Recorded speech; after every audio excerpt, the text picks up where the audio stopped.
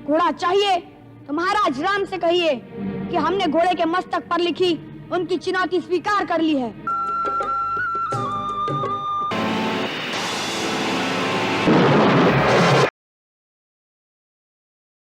नमस्कार, मैं अभिषेक Chauhan story with Prince में आपका स्वागत करता हूं।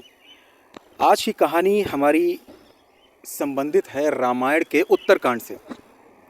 रामायण के उत्तरकांड में श्री राम और माता सीता के पुत्र लवकुश का विवरण मिलता है। आज जिस जगह हम खड़े हैं, कहते हैं कि इसी धरती पर माता सीता ने लवकुश को जन्म दिया, और जिस जगह मैं आज खड़ा हूँ उस जगह लवकुश ने भगवान श्री राम के उस यज्ञ के घोड़े को पकड़ा था जिसे स्वयं हनुमान जी छुड़ाने आए थे। और यही नहीं, हनुमान जी को भी उन्होंने जिस पेड़ से बांधा था, आज भी वो पेड़ मौजूद है। तो आइए बिना देर किए हुए हम आपको उस पेड़ की तरफ ले चलते हैं जहाँ पर लवकुश ने श्री बजरंगबली को बांध के रखा था। आइए, आप मेरे पीछे ये जो पेड़ देख रहे हैं, ये उसी त्रेता युग का पेड़ है जिसमें लवकुश ने हनुमान जी को बांधा था। कहते हैं जब भगवान राम ने अश्वमेध यज्ञ किया था और उस अश्वमेध यज्ञ के अश्व को अपने पूरे भारत राज्य में दौड़ाया था और कोई भी उस अश्व को पकड़ नहीं पाया था। कहते हैं लवकुश ने ही उस अश्व को पकड़ा था। और जब उस अश्व को छुड़ाने हनुमान जी आए, कहते हैं हनुमान जी भी उनसे जीत ना सके और लवकुश ने हनुमान जी को इसी पेड़ पर बांधा। आज भी ये पेड़ उसी समय से इसी तरह खड़ा हुआ है। कहते हैं पेड़ का मूल तो नहीं रहा, लेकिन जड़ वही है। उसी जड़ से ये पेड़ आज भी जिंदा बना हुआ है। हमारे साथ श्री दुर्गानंद जी हैं। दुर्गानंद जी नमस्कार। नमस्कार। दुर्गानंद जी, हम आपसे ये प्रश्न पूछना चाहते हैं कि इस स्थान पर लवकुश जी ने हनुमान जी को बांधा था जी, तो इसके बारे में थोड़ा आप हमें विस्तार से बताएं। यहाँ पे हनुमान जी को बांधा जब लव और कुश का युद्ध हुआ था ना, तो वहीं से यहाँ से 1 किलोमीटर दूर एक गांव पड़ता रमेल, जिस स्थान का शुद्ध नाम है रण और मेल। पहले युद्ध हुआ, बाद में मेल हुआ, तो रणमेल करते करते आज उसको लोग रमेल कहते। वहाँ से बांध लाए थे। नीचे मंदिर बना हुआ है जहाँ पे हनुमान जी को बांधा था। फिर वहीं पे भगवान राम भी बाद में आए तो वहीं पे मिलान हुआ था। ये जो पेड़ है, इस पेड़ के नीचे भगवान वाल्मीकि जी बैठ के वो मरा मरा मरा मरा मरा का जाप किए थे। तो इतनी उन्होंने घनघोर तपस्या किया था कि इनके शरीर पे दीमक लग गई थी, बामी बन गई थी। तब से इनका नाम पड़ा था वाल्मीकि।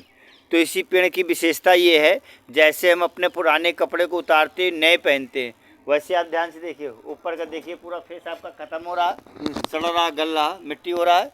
उसके अंदर देखिए दूसरा पेड़ फिर से तैयार हो रहा है, अंदर ही अंदर ऑटोमेटिक तैयार होता रहता है। तो यही एक सबसे ओरिजिनल चीज़ है जो सीता जी और वाल्मीकि जी के ज़माने की चीज़ आपके समक्ष है मौजूद, और जिसके द्वारा लोग बिठूर घूमने आते हैं, जिसके द्वारा ये सबसे बड़ा तीर्थ है। केवल मूल जो है 4 स्थान है जिसके द्वारा लोग आते हैं। पहला तो स्थान है आपका ब्रह्मावर्त घाट, जो यहाँ से 2 किलोमीटर दूर है। वहाँ पे भगवान ब्रह्मा जी ने सृष्टि की रचना की थी।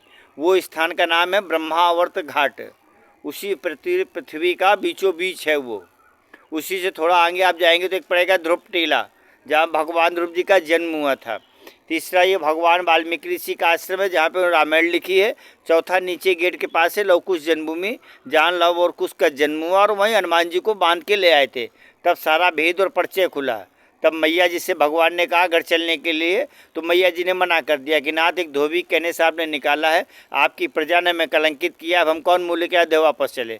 तब उन्होंने धरती माँ से प्रार्थना की, धरती फटी, सिंहासन निकला, मैया भूमि में अंदर चली गई। वो जगह है। उसी समय भगवान राम सीते सीते सीते कहते हुए माता के बाल ही पकड़ पाए थे। उसी से अपने हाथों में रेखाएं बनी, हाथ में जो रेखा आप देख रहे हैं तभी से प्रारंभ हुई हैं। उसको फेंक दिया तो कुश बन गया है। उसी कुश का पूजन होता है। कोई भी आपके घर में पूजन होता है, उसके बगैर पूजन नहीं होगा। ये स्थान यहाँ के मुख्य है। आपका बहुत बहुत धन्यवाद। तो ये वो स्थान था जहाँ पर कहा जाता है कि महर्षि वाल्मीकि ने यहाँ तपस्या करी और इसी स्थान पर लवकुश का जन्म हुआ। और यही वो जगह है जहाँ पर लवकुश ने अश्वमेध यज्ञ के घोड़े को बांधा और हनुमान जी जब छुड़ाने आए तो उनको भी इसी जगह बंदी बनाकर रखा। हालांकि अगर कानपुर शहर की बात करें तो कानपुर शहर में इस जगह से कोई अछूता नहीं है, लेकिन अगर हम एक विश्व पटल पर इस बात को रखकर देखें तो ये जगह आज भी कई लोगों के संज्ञान से अछूते हैं। ऐसी जगहों पर सभी को एक ना एक बार अपने जीवन में ज़रूर आना चाहिए, क्योंकि ये जगह ही हैं जो हमारे भारत के इतिहास को एक स्वरूप देती हैं। फ़िलहाल इस कहानी में और इस सफ़र में मैं अपनी वाणी को यहीं विराम देता हूँ।